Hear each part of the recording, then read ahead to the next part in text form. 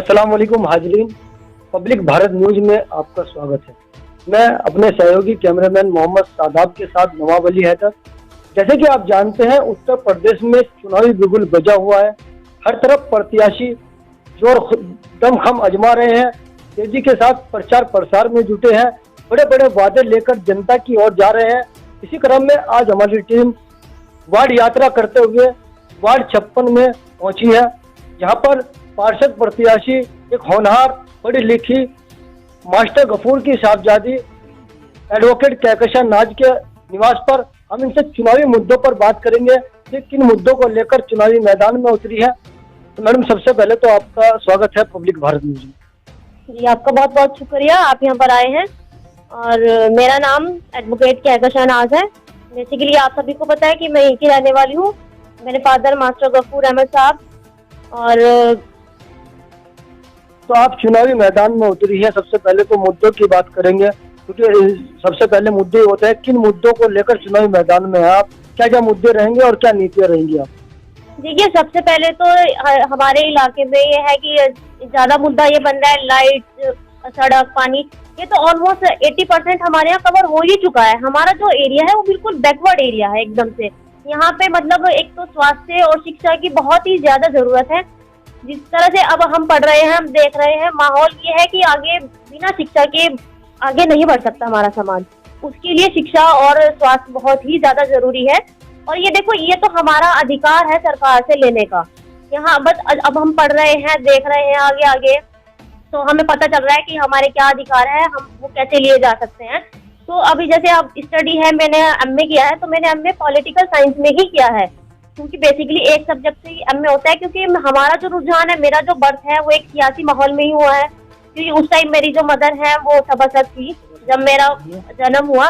तो ये तो हमारे एक तरह से कह देते हैं कि खून में ही हमारे राजनीति है, और एक मतलब जनता की सेवा का एक खून में ही एक जुनून है, जज्बा है। और ये तो अब हम जैसे बड़े हम देख भी रहे हैं कि हमारे फादर हैं, मदर हैं, मतलब वो लगातार कुछ ना 2009 के बाद ये बोर्ड खत्म हो गया था, तब से अब तक रेगुलर मतलब समाज की सेवा में ही है। जबकि ना कोई सभासद है ना पार्षद है। ये हमारे कह रहे हैं कि खून में ही एक जुनून है समाज की सेवा का। तो हम उसको आगे निरंतर मतलब एक प्रयास करेंगे कि हम समाज की सेवा करें। तो आप पढ़ी लिखी है, एडवोकेट है, कोर्ट में रहती हैं, तो आपको राजनीतिक में आने का जज्बा एक कैसे जुनून पैदा हुआ? क्योंकि आप तो एडवोकेट है, आप एक अच्छे कार्यरत पे हैं, अच्छी जगह पर उपस्थित है, पढ़ी लिखी है, तो राजनीति का एक जुनून कैसे अब आपके मन में आया? क्योंकि पार्षद तो पूर्व पार्षद आपके पिताजी रहे हुए हैं, अभी वो भी चुनाव लड़ सकते थे क्योंकि अभी इतने एजेड नहीं हुए, तो आपको कैसे लाया गया, क्या कारण है? मैंने आपको बताया है कि मेरा जो जन्म हुआ है सियासी माहौल में ही हुआ है। तो ये तो मैं जन्म से ही देख रही हूँ। मतलब एक राजनीति तो ये है कि हमारे यहाँ मेरे बर्थ से मैं देख रही हूँ, लगातार चल रही है। तो अब देखा कि हमारी जहाँ की लेडीज सीट है वो महिला सीट है। तो इस आपको देखते हुए जैसा आज का माहौल है और जैसा हमारा एरिया है, उसके लिए जरूरत एक पढ़ी लिखी होना जरूरी है एक पार्षद के लिए, ताकि वो आने वाले मतलब अपने मुद्दों को तो कम से कम रख सके, बोल सके। हमारे जो यहाँ पर मतलब सेक्टर के जो हमारे वार्ड के लोग हैं, उनके जो अधिकार हैं उनको दिला सके, एक अधिकारी से बात कर सके।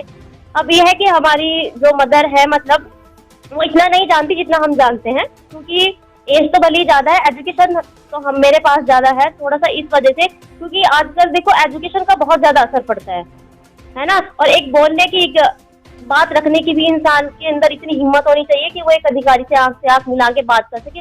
और बात करना ये नहीं होता कि देखो, मैंने सुना था एक का इंटरव्यू, उन्होंने एक अधिकारी को मोटी चर्बी कहा था। ये बोला था कि मुझे समाज के लोग मतलब मैं समाज के लिए गुंडा नहीं हूँ, लेकिन मैं उनके लिए गुंडा हूँ जो अधिकारी लोग हैं। देखो, अगर आप उनको इज्जत नहीं दोगे, क्योंकि कल को आप उनसे ही काम लोगे, अगर आप उनको इज्जत नहीं दोगे तो वो कल को आपको इज्जत नहीं देंगे। बहुत बढ़िया बात है। एक आपका नारा जो है उसमें लगा है, यही जुनून, यही एक ख्वाब मेरा है, वहाँ चिराग जला दूं जहाँ अंधेरा है। तो इससे क्या मैसेज दे रहे हैं आप? वो क्या जुनून है, क्या ख्वाब है? जी, इससे सीधा सीधा मैसेज यही है कि हमारा जो सबसे मेन फोकस है वो शिक्षा और स्वास्थ्य पर ही है। ये उजाला, ये कोई और उजाला नहीं है, ये शिक्षा का उजाला है। जो मतलब समाज को एक ऊंचाइयों तक पहुंचा सकता है। शिक्षा ही एक ऐसा जरिया है जिससे इंसान आसमान तक पहुंच जाता है। अच्छा, जिनकी आप बात कर रही हैं, मैं भी आपको उसी की बात कर रहा हूँ। उन्होंने एक सवाल ये भी किया था कि बेटियों को पर्दे में रहना चाहिए, इस पर आप क्या कहेंगे? इसके लिए तो सर मैं बस सीधा यही कहूंगी कि अगर ऐसी बात है तो इनको इलेक्शन में नॉमिनेशन ही नहीं करना चाहिए था। इस हिसाब से देखा जाए, देखो उनकी जो वाइफ है वो पढ़ी हुई भी नहीं है, मतलब सीधा सीधा जैसे उनके विचार है उसको देखते हुए ये लगता है कि अगर वो जीत भी जाते हैं तो हमारा जो एरिया है एक तो पहले ही से ही बैकवर्ड है, वो और बैकवर्ड की तरफ जाएगा। वो समाज की जो प्रोग्रेस है उसके लिए, प्रगति के लिए उनका जो विचार है वो वैसे नहीं है जो समाज को आगे ले जा सके। उनके जो विचार है वो समाज को और दबाने के हैं, क्योंकि वो शिक्षा के ऊपर तो मतलब आप ये देखिए कि आज के समय में अमेरिका के अंदर एक मुस्लिम महिला सुप्रीम कोर्ट की जज बनी है, वो पर्दे में रहकर ही होता है सारे काम, ऐसा नहीं है, हिजाब में रहती है ना। और मुस्लिम लेडीज जज बन रही है पर्दे में रहकर ही। पर्दा जरूरी नहीं है कि पर्दा नजर का पर्दा होता है, पर्दे में रहकर ही मतलब पर्दे में रहकर ही लड़कियां जज बन रही हैं, आईएएस बन रही हैं, आईपीएस बन रही हैं। एक आप ये देखिए, अभी एक हिजाब का मुद्दा उठा था, जिस लड़की के ऊपर वो हिजाब का मुद्दा उठा था, अगर वो देखा जाए तो उसके माँ बाप उसको घर में बिठा लेते, लेकिन आज उस लड़की ने अपने डिस्ट्रिक्ट के अंदर टॉप किया है ना। अगर ये देखा जाए, ये एक एजुकेशन ही तो है।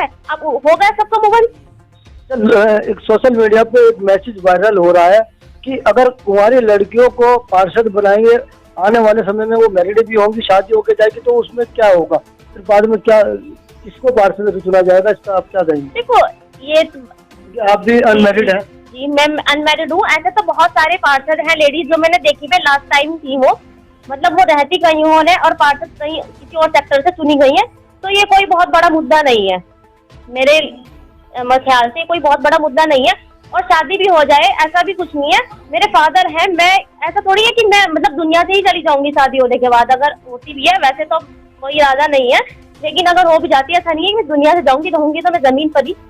एडवोकेट जी, मेरा एक सवाल आपसे ये भी है, जो आपने ये न्याय का प्रतीक चुनाव चिन्ह निशान लिया है, ये आपको बाई चॉइस मिला है या गॉड गिफ्ट मिला है? नहीं, ये हमने चुना है, क्योंकि ये एक हम जो न्याय का प्रतीक है, ये तराजू है, एक वकील का एक निशान होता है, तो इसीलिए हमने जो न्याय का प्रतीक है ये चुनाव चिन्ह चुना है। तो आपने न्याय का प्रतीक चुना है, मैं मानता हूँ। अगर यदि आप जीतकर अगर आती है तो ये न्याय का प्रतीक न्याय करेगा या इसमें कुछ फेरबदल होगा? नहीं, फेरबदल कुछ नहीं होगा, न्याय करेगा, पूरी तरीके से न्याय करेगा। और अगर हम जीत जाते हैं तो हम पूरी तरीके से समाज की ही सेवा करेंगे। यदि आप जीतकर आते हैं तो सबसे पहला मुद्दा आपका क्या रहेगा, किस चीज का रहेगा? बेटियों के लिए, जैसे आप एक पढ़ी लिखी नारी है, बेटियों के लिए क्या आवाज उठाएंगी, क्या सुविधा रहेगी? खास तौर से महिलाओं के लिए, आप भी एक महिला है। जी, सबसे पहले तो महिलाओं के लिए एक यहाँ पे जो हॉस्पिटल है उसके अंदर इतनी तो फैसिलिटी करा ही जाएगी कि महिलाओं से रिलेटेड जो भी प्रॉब्लम है उनका सबका ट्रीटमेंट उनको बाहर ना जाना पड़े, उसका यहीं पर ही हो जाए। और महिलाओं के एजुकेशन के लिए सबसे ज्यादा मेन फोकस महिलाओं के एजुकेशन और स्वास्थ्य पे रहेगा। बाकी भारत न्यूज चैनल के माध्यम से क्या मैसेज आप अपने वार्ड के लोगों को देना चाहेंगे हमारे चैनल से? मैं वार्ड के सभी लोगों से माजरत चाहती हूँ कि मैं उन लोगों के बीच नहीं पहुँच पा रही हूँ, क्योंकि उसके लिए मेरी कुछ मजबूरी है। मेरा कल भी देहरादून में एग्जाम था PCSJ का, और मेरा कल को भी एग्जाम है, लास्ट मेरा परसों भी एग्जाम था, तो इस वजह से मैं नहीं पहुंच पा रही हूँ। लेकिन लगातार मेरे जो फादर है वो समाज के बीच में लोगों से मिल रहे हैं, बातचीत कर रहे हैं, सभी लोगों के संपर्क में है। तो जैसे ही 4 तारीख के बाद लगभग या उससे पहले मेरा वैसे रेगुलर एग्जाम चल रहे हैं, लेकिन जैसे ही मेरे एग्जाम होते हैं पूरे तो मैं सभी से मिलूंगी। मतदान को लेकर लोगों से क्या अपील करना चाहिए? मतदान को लेकर मैं लोगों से यही अपील करना चाहूंगी कि इस बार हमें और एक नया खून, एक नई जोश, नई जुनून के साथ मैं एक मतलब मैदान में उतरी हूँ। और मुझे सभी लोगों से मेरी गुजारिश, दुआओं के लिए गुजारिश है। और 4 तारीख को, आने वाली 4 तारीख को 4 नंबर पर चौथी बार ही हमें तराजू का बटन दबाकर विजय बनाए। बहुत बहुत शुक्रिया पब्लिक भारत में। शुक्रिया आपका। पूर्व पार्षद मास्टर गफूर अहमद, जो कि पार्षद प्रत्याशी एडवोकेट कहकशां नाज के वालिद साहब हैं, ये भी हमारे साथ में हैं, जो कि पिछले पूर्व में जलकर विभाग के चेयरमैन भी रहे। हम इनसे भी चुनावी बात करेंगे, क्योंकि पुराने काफी समय से ये 15 सालों से लोगों के बीच में है। 3 बार पार्षद भी रहे हैं, 2 बार ये खुद पार्षद रहे हैं, 1 बार इनकी पत्नी भी पार्षद रही है। तो इसी विषय में हम इनसे भी बात करेंगे। मास्टर जी, आपका भी स्वागत है हमारे पब्लिक भारत न्यूज। सबसे पहले तो मैं आपके चैनल पब्लिक भारत का स्वागत करता हूं, आपका और आपके साथियों का। मास्टर जी, इस बार बेटी को चुनाव के मैदान में लाए हैं, क्या सोचकर लाए हैं? पढ़ी लिखी है, होनहार है, और क्या सोचकर लाए हैं कि एक बदलाव, कुछ नया बदलाव चाहते हैं इसलिए लाए हैं, कुछ और करने का इरादा है? हुआ मेरा नाम तो आपने अपने मुंह से ही पब्लिक को बता दिया, मास्टर गफूर अहमद पूरा नाम है मेरा। सन 95 में पहली बार चुनाव लड़ा था और जब से क्षेत्र की सेवा करता रहा हूँ। लगभग उस टाइम आज का जो क्षेत्रफल है उसके हिसाब से 4 सेक्टर उसके डिवाइड हो चुके हैं और 3 बार मैं योजना में जीता हूँ। चौथी बार एक ऐसा पीरियड रहा कि उसमें सभासद नहीं भी रहा, तब भी मैंने सेवा की है। और ये हमारी सीट ये पिछड़ी जाति महिला सीट हो गई है। मेरी जो लड़की है जिसको मैंने चुनाव में उतारा है, हालांकि मिसेज मेरी सभासद रही पहले, उसको भी मैं चुनाव लड़ा सकता था, लेकिन मैंने एक जोश और जुनून जो बच्ची के अंदर देखा, उन्हें पॉलिटिकल साइंस से एमए किया है, उसके अंदर एक कुछ करने का एक जज्बा है। वो भी चाहती है कि मैं भी कुछ पब्लिक के लिए करूँ। जो माशरे के अंदर बुराइयां फैली हुई हैं उसको कैसे दूर कर सकूँ, एक उसकी सोच, एक फिक्र के साथ, एक नए जोश जुनून के साथ मैंने उसके अंदर जो उमंगत देखी है, तो इसलिए मैंने मिसेज को इग्नोर करते हुए लड़की को चुनाव लड़ाने का काम किया है।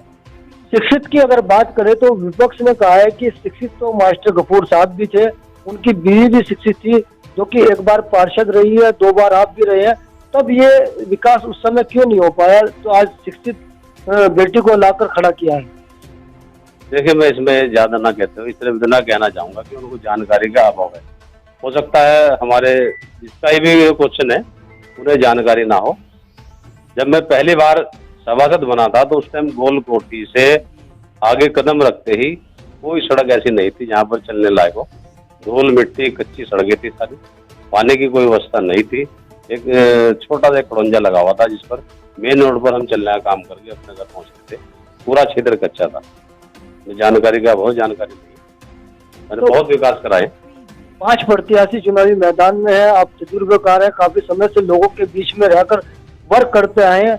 आप से बेहतर नहीं जानता मैं मानता हूँ कोई भी, क्योंकि पुरानी राजनीति आपके सामने है। तो इन 5 प्रत्याशियों में आप किसको अपने सामने चुनौतीपूर्ण प्रत्याशी मानते हैं? किससे टक्कर रही है? तो चुनौती का तो कोई मसला नहीं है। नवाब अली हैदर साहब, चुनौती तो उससे आ करती है जिससे कोई लड़ाई हो बराबर की। एक पढ़ा लिखा और एक अनपढ़ कभी समान नहीं हो सकते। एक आंखों वाला और एक बिना आंखों का कभी बराबर नहीं हो सकता। और मुझे उम्मीद है कि जनता हमारी सोच समझ के फैसला करेगी इसके बारे में। मेरा किसी से कोई मुकाबला नहीं है। मुझे उम्मीद है कि मैं जनता, जो मेरा विश्वास है उस पर जनता भी पूरी उतरेगी और हमें पहले से हम खिदमत कर रहे हैं, दोबारा फिर हमें खिदमत करने का, चौथी बार खिदमत करने का मौका देगी। खिदमत करने का अगर यदि जनता ने मौका दिया तो इस बार क्या पीछे खामियां रही हैं जिनको पूरा करने का पहले प्रयास रहेगा? देखिए, प्रयास तो मेरा रेगुलर ये रहा कि मेरे पास कोई किसी भी वक्त आ जाए, 24 घंटे में सेवा के लिए तैयार रहता हूँ। जो मेरे से होता है उसके लिए मैं करने को तैयार रहता हूँ। कोई भी समस्या अगर लेकर मेरे सामने गया तो मेरी सोच ये रहती है कि मैं सब कुछ भूलकर उसकी समस्या का समाधान करूँ, जैसे भी हो सकता है मैं उसके लिए तैयार रहता हूँ। आगे रही खामियों की बात, खामियां उस टाइम बहुत छोटे से बजट हुआ करते नगर पालिका में। 1 लाख रुपए का काम उस टाइम बहुत बड़ा काम हुआ करता था। आज 1 लाख रुपए में छोटी सी मरम्मत का काम हो जाता है। मैंने हाउस टैक्स कमेटी का चेयरमैन रहते हुए अपने क्षेत्र के अलावा भी पूरे शहर में किसी के साथ नाइंसाफी नहीं होने दी टैक्स के मुताबिक। और मैंने खुद जाकर सर्वे किया, अगर किसी के साथ गलत टैक्स किसी का लगा दिया गया उसके लिए उसके घर जाकर सर्वे किया, उसके साथ इंसाफ करने का काम हुआ। और मेरा जितना भी क्षेत्र है, अपने क्षेत्र के लोगों को, बहुत सारे लोग तो ऐसे भी हैं कि उन्हें पता भी नहीं कि मैंने उनकी सेवा कैसे की, वो पहुंचे भी वहां तक नहीं।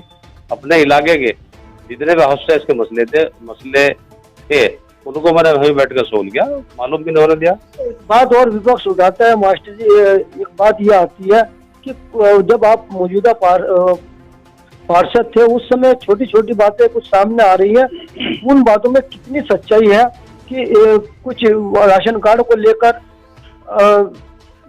पैसा लिया गया, कुछ उसको लेकर के मोहर मारने के नाम को लेकर विपक्ष कहता है, तो इसमें कितनी सच्चाई है? ये लोग कहाँ तक सच है? ये बातें हम जनता को रूबरू कराना चाहते हैं, ये बातें कितनी सच है, कितनी गलत है? देखिए, मुझे इस तरह के जो क्वेश्चन आप मेरे से कर रहे हैं, हंसी आती है कि इस तरह के क्वेश्चन मेरे जो साथी, मैं नहीं कर रहा हूँ, ये विपक्ष कह रहा है। मेरे जो साथी हैं, मैं तो साथी कहूँगा, भाई छोटे हैं बड़े हैं जो चुनाव मैदान में, तो इस तरह के सवालात करते हैं उनके पास कोई मुद्दा ही नहीं है कि हम क्या मुद्दा उठाएं।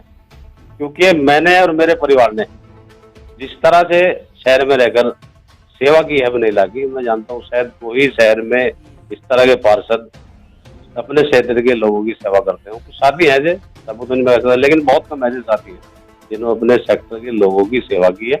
नाली सड़क तो मसला ये बहुत बड़ा मुद्दा नहीं है आज के टाइम में। हम चाहते हैं कि हमारे क्षेत्र में अमन और सुकून के साथ लोग रहें, कारोबारी उनके मसले ठीक हों, और शिक्षा के जो अभाव की कमी है, शिक्षा का जो अंधकारा है उनके घरों में, मैंने एक शेर अपने हर बैनर पर लिखवाया है, बच्ची के जो बैनर है चुनाव उसमें लिखवाया कि यही जुनून यही ख्वाब मेरा है, वहाँ चिराग जला दूं जहाँ अंधेरा है। तो मेरी एक दिल की आवाज़ है कि मैं चाहता हूँ कि आज हमारा जो माशरा है अंधकार की तरफ जा रहा है, इससे बाहर निकले। हम ऐसे अंधकार में पड़े हुए हैं कि शिक्षा के अभाव में होकर हम अपने सही तरह, एक रिक्शा वाला भी अगर वो शिक्षित है तो उसकी अलग ही सोच होगी, एक मजदूरी करने वाला भी एक शिक्षा उसके अंदर है, शिक्षित है वो, उसकी अलग सोच होगी। तो हम शिक्षा के अभाव से जो पिछड़े हुए हैं उससे बाहर निकालकर अपने क्षेत्र की जनता को शिक्षा के माध्यम से रूबरू कराकर शिक्षा दिलाकर उनको बाहर निकालना चाहते हैं। क्योंकि बिना शिक्षा के हम इस अंधकार से बाहर नहीं निकल सकते, हमारी कौम तरक्की नहीं कर सकती। तो आप जगह जगह जाकर लोगों से जनसंपर्क कर रहे हैं अपने वार्ड के अंदर, किन किन वर्गों का आपको सहयोग मिल रहा है? क्योंकि खाता खेड़ी में बहुत से वर्ग रहते हैं, मैं मानता हूँ कि खाता खेड़ी अपने आप में एक गुलदस्ता है क्योंकि सभी वर्ग रहते हैं। किन किन वर्गों का इस बार आपको सहयोग मिल रहा है? देखिए, इसमें मैं एक बात कहना चाहूँगा, आपने पढ़ा भी हो से, देखिए मैंने एक पोस्टर जो अपना छपवाया है, एक मेरी उसमें हेडिंग लाइन है कि इंसान, एक आयत है कुरान की, वलाकत करमना बनी आदमा, तो उसका मैंने तर्जुमा हिंदी में ट्रांसलेट करके लिखवाया है कि हर इंसान पैदाइशी एतबार से इज्जत के लायक। क्या बेहतरीन जुमला है!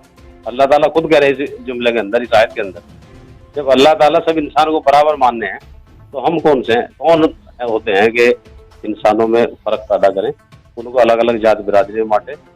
ये गुलदस्ता ही है।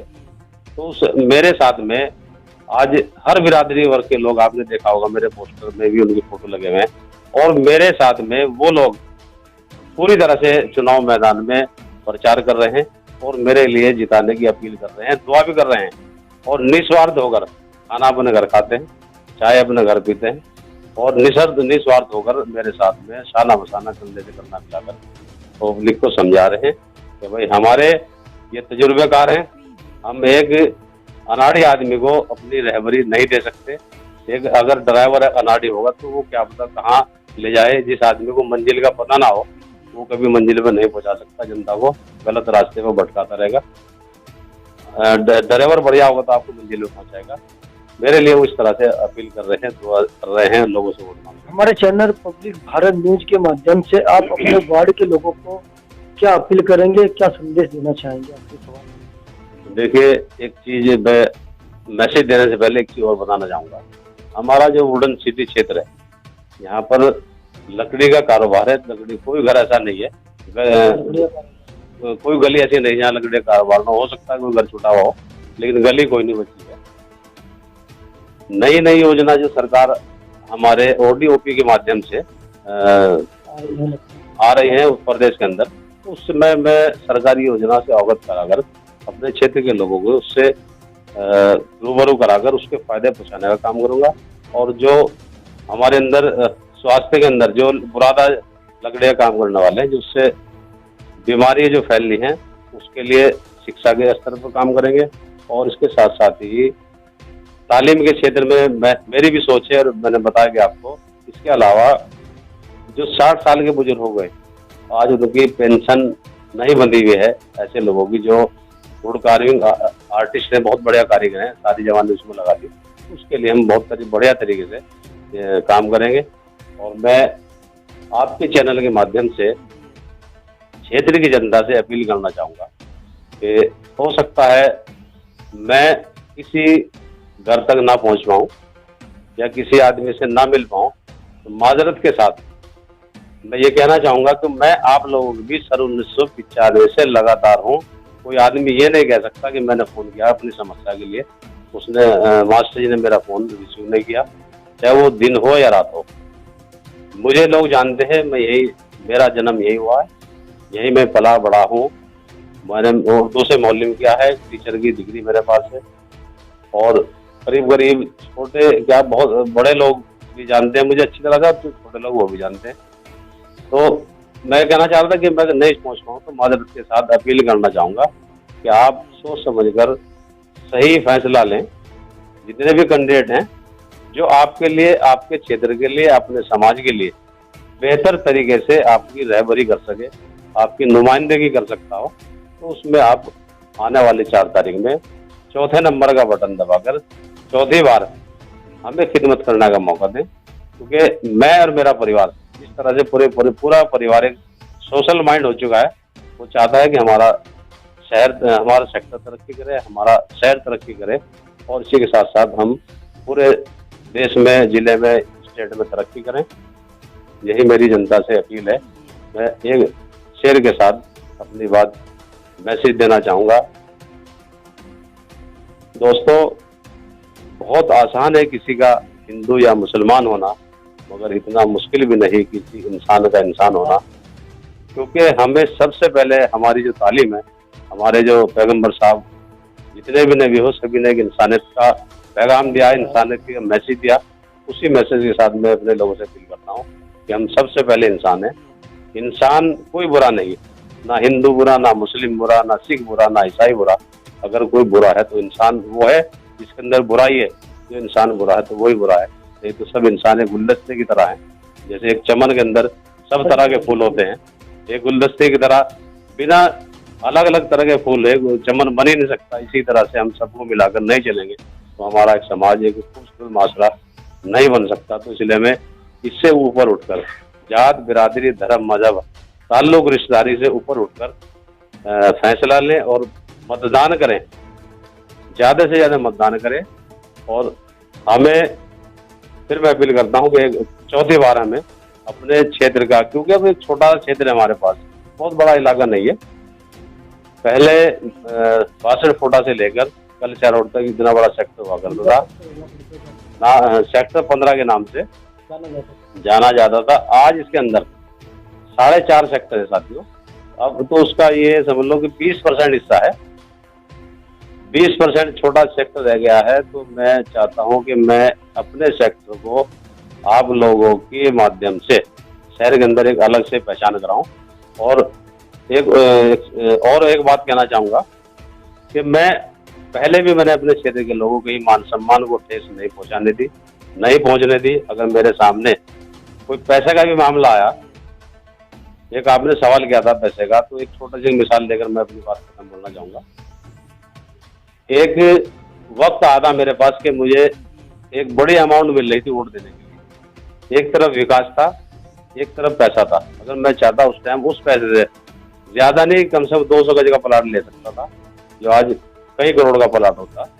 मैंने पैसे को इग्नोर करते हुए क्षेत्र के विकास को चुना, क्षेत्र के विकास के रास्ते को चुना। तो उसके एवज में मुझे 1 करोड़ रुपए के काम एक ही लिस्ट में, एक ही टेंडर की जो सूची होती है, हरीश मलिक हमारे चेयरमैन हुआ करते थे, उन्होंने मेरे उस फैसले से खुश होकर 1 करोड़ रुपए का टेंडर एक ही बारी में लगाने का काम हुआ। और उसमें हमारी हयात कॉलोनी, रहीम नगर, इस्लामाबाद नंबर 1, नंबर 2, फरमान बस्ती, इन 5 कॉलोनियों में एक साथ काम होने का काम हुआ। तो साथियों, मैंने कभी पैसे के लिए लालच नहीं किया, ना ही मेरी सोच रही। आज मैं सुकून से सोता हूँ, सुकून से मेरा परिवार आराम की नींद सोता है, क्योंकि मुझे खुशी मिलती है दूसरों की मदद करके। मैंने कभी गलत रास्ता नहीं चुना, अपने किरदार को बचा के रखा, अपने क्षेत्र के मान सम्मान को कभी ठेस नहीं पहुंचने दी। अगर कहीं भी कोई बात आई, मेरे साथी हैं जो मेरे नज़दीकी हैं, वो जानते हैं अच्छी तरह से। और मैं आगे भी एक विश्वास दिलाना चाहूँगा आगे भी विश्वास दिलाना चाहता हूँ, जो हमारे क्षेत्र के जिम्मेदार लोग हैं, मैं कभी उनका सर कभी शर्म से नीचा नहीं होने दूंगा। हमेशा उन्हें एक इज्जत और फक्र के मकाम पर पहुंचाऊंगा। इज्जत करता हूं, करता रहूंगा। कभी उन्हें शर्मिंदगी, मुझे वोट देकर कभी शर्म महसूस नहीं होने देने का, ना कभी होने दी। ये मेरी अपने क्षेत्र के जिम्मेदार लोगों से अपील है कि मेरी तरफ से, मैं उनका हूँ, वो मेरे हैं, मैं कभी एक ऐसा कोई कदम नहीं उठाऊंगा जिससे उन्हें शर्मिंदा होना पड़े। बहुत बहुत शुक्रिया पब्लिक भारत न्यूज से।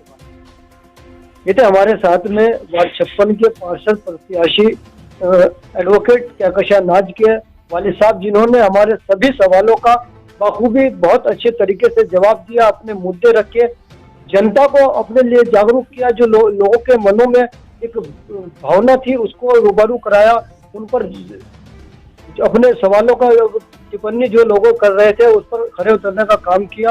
बहुत अच्छे तरीके से इन्होंने अपने सवालों का जवाब रखा। अगर आपको वीडियो अच्छा लगे तो इस वीडियो को शेयर करें, लाइक करें और उस चैनल को सब्सक्राइब करें, बेल आइकन दबाना ना भूलें ताकि आपको हमारी न्यूज अपडेट मिलती रहे। इसी के साथ हमें दीजिए इजाजत। भारत न्यूज से आप देख रहे थे कैमरामैन मोहम्मद शादाब के साथ नवाब अली हैदर की खास।